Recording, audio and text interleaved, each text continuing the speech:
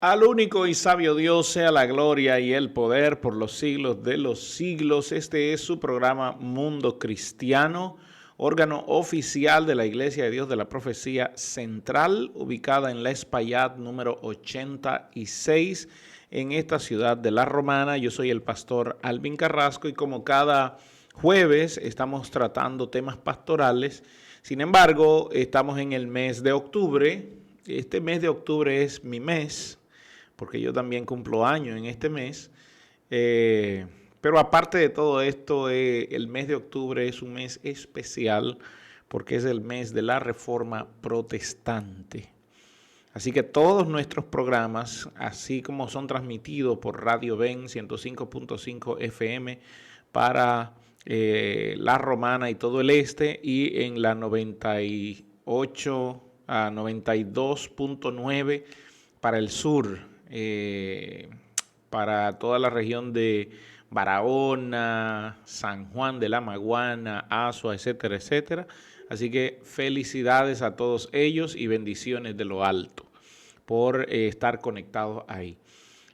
Así como se transmite por estas ondas hercianas, también estamos en YouTube, en Mundo Cristiano IDP. Todos nuestros programas de este mes de octubre han sido sobre la Reforma Protestante y el día de hoy hablaremos sobre las mentiras inventadas sobre la Reforma.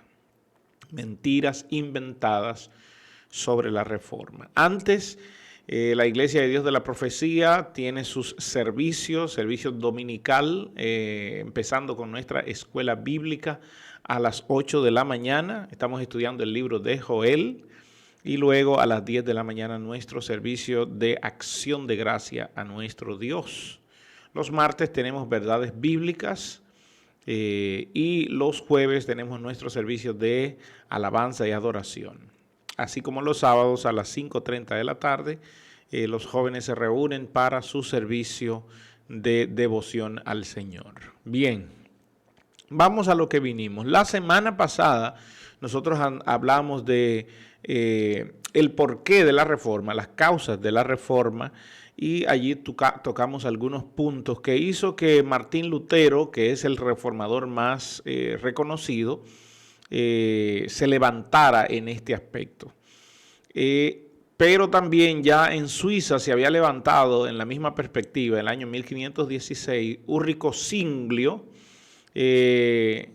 que fue acusado de hecho de seguir las pautas de Lutero. Sin embargo, la visión de Ulrico Zwinglio fue diferente a la de Martín Lutero. Martín Lutero fue atrapado por la fe, la gracia, la salvación por fe.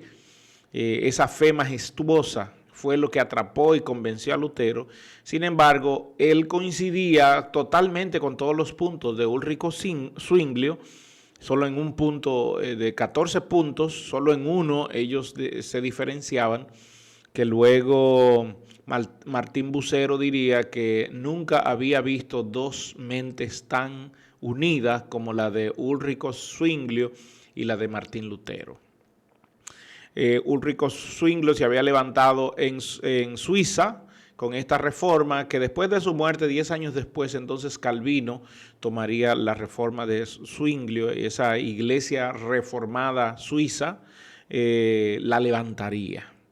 Pero esto también sería un problema para la iglesia de Roma, porque la iglesia de Roma no aceptaría ni a Zwinglio, ni la reforma de Suiza, ni la reforma de Alemania, ni la reforma de Francia, que aunque Calvino empezaría su reforma, haría su mayor intervención en Suiza, sin embargo empezó en Francia, a hacer esa reforma en Francia, porque Calvino era francés, así como en todos los otros países donde la reforma fue de impacto.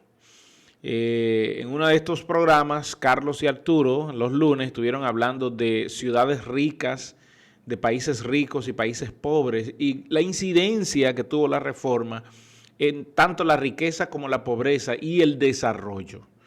La reforma protestante llegó a brindar un desarrollo a estos países que hoy son reconocidos.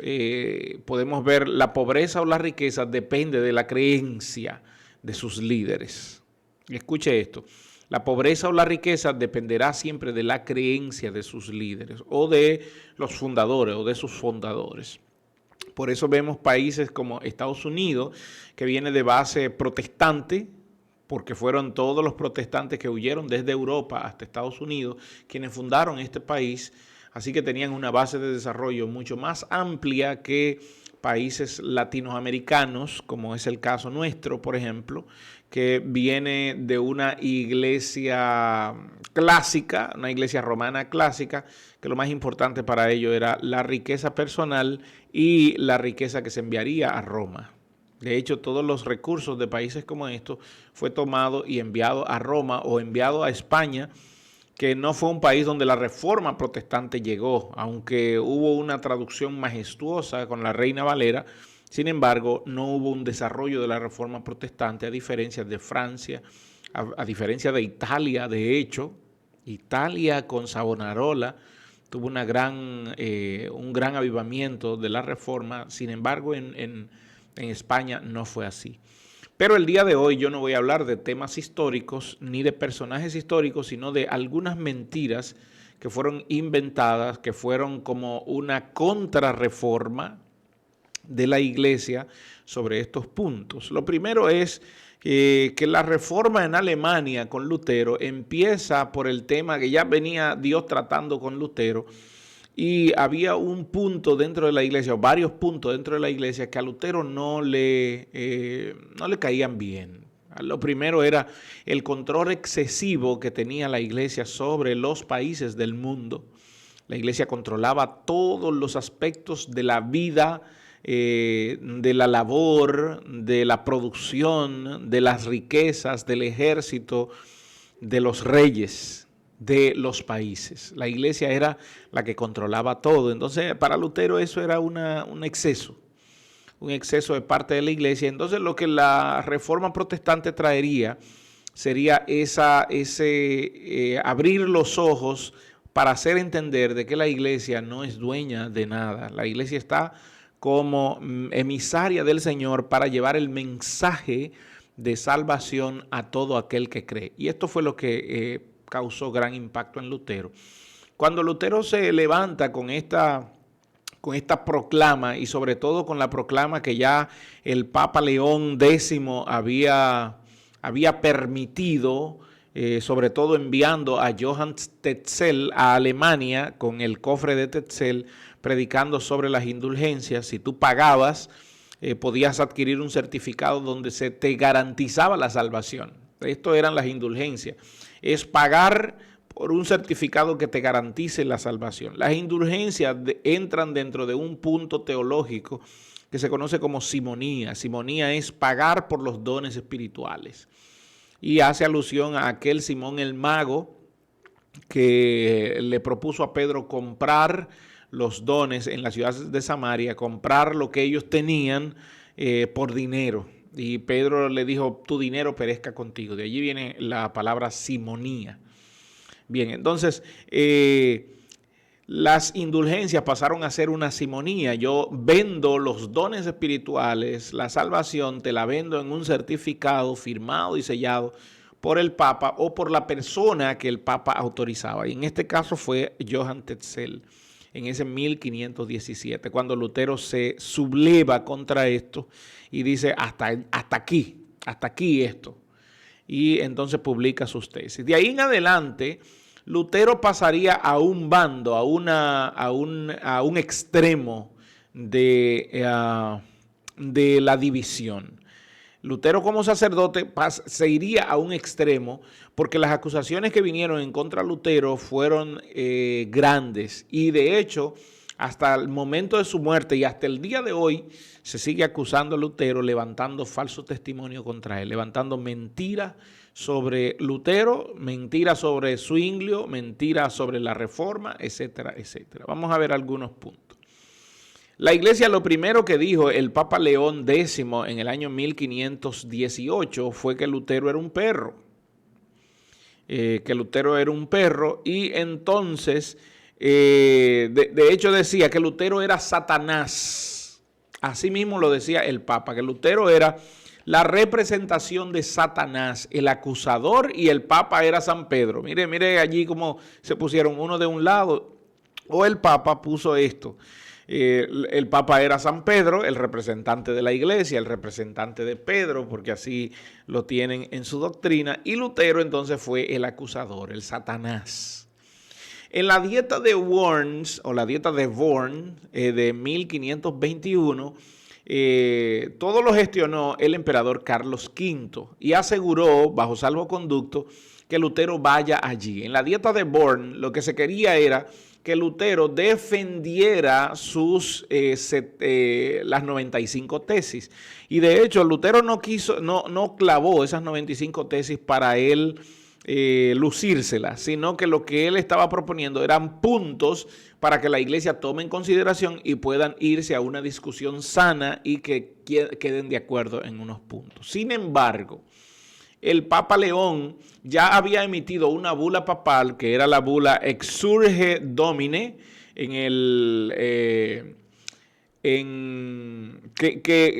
de hecho en esa bula papal se estaba pidiendo a Lutero que desista de las acusaciones que él hacía. En esta bula papal, la Exsurge Domine, emitida por el Papa León X, 41 de las 95 tesis, la iglesia estaba aprobándola, estaba diciendo sí, es verdad, tenemos que cambiar en ese punto. Sin embargo, las otras no las aceptaban y le decían a Lutero, no, Lutero, en estas tú tienes entonces que echar para atrás, porque nosotros no vamos a ceder.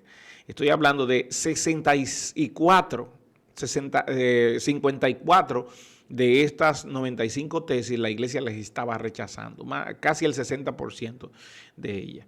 Cuando Lutero fue compelido a que abdicara de lo que él había dicho, de lo que él había escrito, Lutero expresó que él estaba cautivo de la palabra del Señor y a menos que no le probaran con la palabra del Señor que lo que él decía era incierto, él no iba a echar para atrás.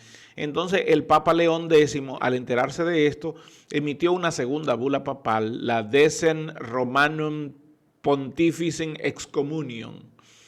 Y en esta ponía en excomunión a Lutero. Es decir, todavía en el año 1521, que fue la fecha en la que fue excomulgado Lutero, a principios de 1521, Lutero todavía era aceptado dentro de la iglesia. No se aceptaban sus tesis, pero sí era, aunque fue juzgado y fue como este es Satanás y este es un perro, el perro alemán, de hecho le decía el Papa León X, le decía el perro alemán este.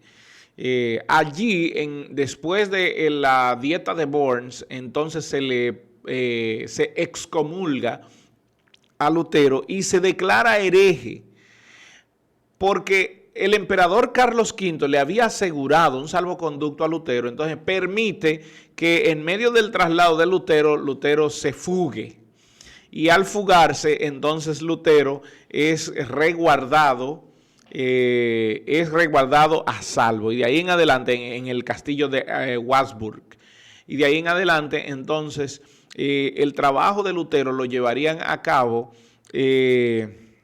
Martín Bucero, que era prácticamente un secretario en ese momento, y también Philip Melanchthon. Ellos serían los que se encargarían de seguir con las negociaciones y seguir con las discusiones mientras Lutero se dedicaba a traducir la Biblia al alemán. Cabe destacar que Lutero no confiaba en el Papa porque lo llevaron a la dieta de Worms para matarlo, para allí no solo excomulgarlo, sino también declararlo como hereje y quemarlo en la hoguera. Por eso Lutero no confiaba en el Papa. A Lutero se le acusó como Lutero el deformador. La iglesia durante muchos años acusó a Lutero como deformador y esta fue una de las grandes mentiras. ¿Por qué? Porque la iglesia decía era una iglesia santa, una iglesia que amaba a Cristo, una iglesia que amaba el servicio a los demás. Sin embargo, la historia nos dice que no. De hecho, Un sacerdote humanista como lo era Erasmo de Rotterdam hablaba y comentaba sobre la degradación moral de la iglesia. Es decir, no es asunto de que ellos dijeran, es asunto de lo que está datado en la historia de cómo iba la iglesia, la degradación moral de la iglesia de Roma, y estaba escrito por un humanista que no se quiso propiamente introducir en la reforma, sino que se mantuvo en medio. Fue acusado por la iglesia de Roma, pero también fue acusado por los luteranos porque él no ponía una posición clara como era Erasmo de Rotterdam, que es reconocido más que como un teólogo. Él estudió teología, pero es reconocido más que como un teólogo, como un humanista. Dentro de los grandes humanistas, Erasmo de Rotterdam está allí. Sin embargo, Rotterdam dejaría esa acusación hacia la iglesia que era, de hecho, él decía, ser sacerdote era una ofensa en ese momento. El llamarle a alguien sacerdote era ofenderlo, y llamarle a alguien clero era clerical, era ofenderlo en ese momento por la cantidad de corrupción que había dentro de la iglesia. En el edicto de Worms a Lutero se le llamó delincuente. Oiga bien, se le llamó delincuente y le prohibieron, y se prohibió allí los escritos. Todo lo que Lutero había escrito se prohibió allí en el edicto de Worms. Y Lutero se va al castillo de Wartburg y allí entonces empieza a traducir la palabra. Un punto importante es, después se acusó a Lutero también sobre el pensamiento político que tenía. Lo mismo se acusó más adelante a Juan Calvino sobre un pensamiento político donde se decía Calvino, ni Lutero, ni Ulrico Zwinglio, ninguno de ellos, ni Savonarola, que casi todos eran sacerdotes. Ninguno de ellos lo hace con fines de mejorar las cosas o de bendecir la iglesia, lo hacen con fines de llegar a puestos políticos, y ellos decían, y los políticos son mentirosos. Ahora, entienda esto, hermano. Ellos acusaban, la iglesia de Roma acusaba a los políticos de ser mentirosos, a los reyes de ser mentirosos, pero ellos estaban por encima de los reyes y ellos mandaban a los reyes. Entonces, ¿cómo se come eso? Ahí es donde está la pregunta. Algunas mentiras sobre la muerte de Lutero. Grandes hombres hablaron sobre la muerte de Lutero, y de hecho Martín Bucero fue uno de los que habló sobre la muerte de Lutero, diciendo que murió en su cama porque sufría de una angina pectoral, es decir, tenía problemas de respiración, de congestión en el pecho. Así que Lutero murió en su cama, rodeado de sus amigos. Eso es lo que conocemos, y de eso hay datos históricos que relatan eso. Melanchthon, de hecho, escribió sobre esto, y algunos hombres más, amigos de Lutero, que estaban ahí en ese momento. Sin embargo, atención, la iglesia de Roma, 50 años después de la muerte de Lutero, levantó una mentira sobre la muerte de Lutero. Y déjeme, a ver, antes de eso, recuerde que Lutero, así como Calvino, así como Ulrico Zwinglio, coincidieron en los puntos de que no debía haber imágenes, de que no debía llamársele Virgen a María, de que no debían haber papas, de que solo la palabra nos hará libres y no la iglesia, porque en ese momento la iglesia decía que fuera de Roma no había salvación y que la única que podía liberar era la iglesia de Roma, y que la única que podía interpretar las escrituras era la iglesia de Roma. Así que todos ellos estaban de acuerdo en ese punto, y también estaban de acuerdo en el punto de que solo Jesucristo es el intercesor por nosotros. El Papa no es intercesor. Entonces aquí es donde vienen las 5 solas. Solo Jesucristo es el intercesor, señalando como solo Cristo, solo la palabra de Dios nos hará libre, y ahí es donde entra sola Escritura, que fueron los dos primeros sola que se discutieron en la Reforma. Luego se agregaron solo Dei Gloria, solo Deo Gloria, sola Fide y sola Gratia. Se agregaron estas solas. Ok. ¿Qué decía la iglesia entonces sobre la muerte de Lutero? Algunas mentiras inventadas. Fíjense esto. La iglesia contrató a un psicoanalista freudiano en el año 1974. Estamos hablando de casi 600 años, casi 500 años después de la muerte de Lutero. ¿Y qué dijo este psicoanalista llamado Roland Davis? Que Lutero tenía instinto suicida, por lo tanto él no duda, y haciendo un análisis freudiano, un psicoanálisis freudiano de Lutero, y esto es un estudio pagado por la Iglesia de Roma, haciendo un análisis freudiano de Lutero, entonces aprobaron de que Lutero sí se había suicidado. Es lo que dicen. Óigame, 500 años después, no sé cómo se hace un análisis, un psicoanálisis freudiano a una persona que murió hace 500 años, solo con los datos que están escritos. Bien, hagamos otro. Por ejemplo, en el año 1546 murió Lutero, pero el primer estudio dado por un hombre llamado Dietrich Emmet fue a final de ese siglo XVI, 1596, justamente 50 años después de la muerte de Lutero. Él dice que consiguió unos datos de alguien que escribió donde decía que encontró a Lutero con una soga en el cuello, con el cuello roto y con la boca negra porque se había ahorcado. Y eso lo decía Dietrich Emmet unos 50 años después que Lutero había muerto. También un escritor llamado Bosio había escrito de que Lutero se había ahorcado en su lecho, y eso fue en el 1592, podríamos decir, 46 años antes, 46 años después que Lutero murió. Eso lo decía Bosio. Y otro llamado Hildrich Sedilius en el año 1606, unos 60 años después de la muerte de Lutero, escribió que una persona que había allí llamada Ambrosio Kutzfeld había escrito o había dicho o lo había contado a él que Lutero murió ahorcado y borracho. A ver, la iglesia estaba en la encrucijada. Un hombre se había levantado y había dejado un movimiento tan fuerte llamado la Reforma, que había explotado por todas las partes.